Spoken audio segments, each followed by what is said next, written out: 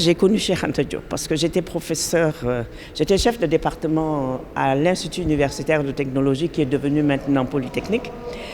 Et donc dans les années 70, je venais voir Cheikh Anta ici dans son laboratoire Carbone 14. Et en tant que professeur de langue, je lui ai dit dans nos discussions, tu sais Cheikh, il y a une chose qui m'étonne parce que enseigner l'anglais en l'expliquant à partir du Wolof est beaucoup plus facile que d'utiliser le français. Pas parce que c'est leur langue maternelle, mais parce que simplement, structurellement, les deux langues ont des familiarités comme si c'était la même famille. Par exemple, en anglais, on dit live et live. Live, c'est vivre. Live, c'est quitter. Donc on a deux consonnes qui se ressemblent, mais en mettant une voyelle longue, on change le sens du mot. Donc vivre devient quitter. En Wolof, quand vous prenez nit et nit, nit, on sait que c'est un être humain. Et nit, c'est examiner.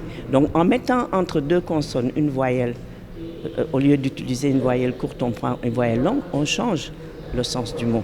Il m'a répondu qu'il y avait aucun...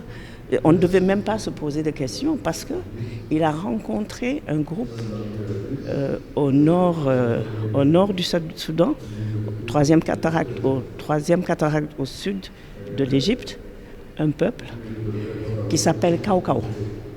Kau voulant dire hauteur, comme vous le savez. Kaukau, c'est ceux qui habitent les hauteurs. Donc eux parlaient le Wolof le plus pur. Et c'est donc par la migration de ces gens-là, de l'Égypte jusqu'à l'océan Atlantique, qui a fait que ce qu'il en reste. Donc il y a eu des transformations. Ces transformations-là, d'autres peuples sont venus, ça s'est changé.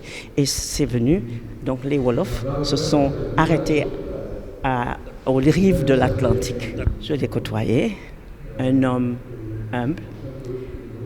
Évidemment, moi, je ne peux pas résumer Cheikh Anta Diop.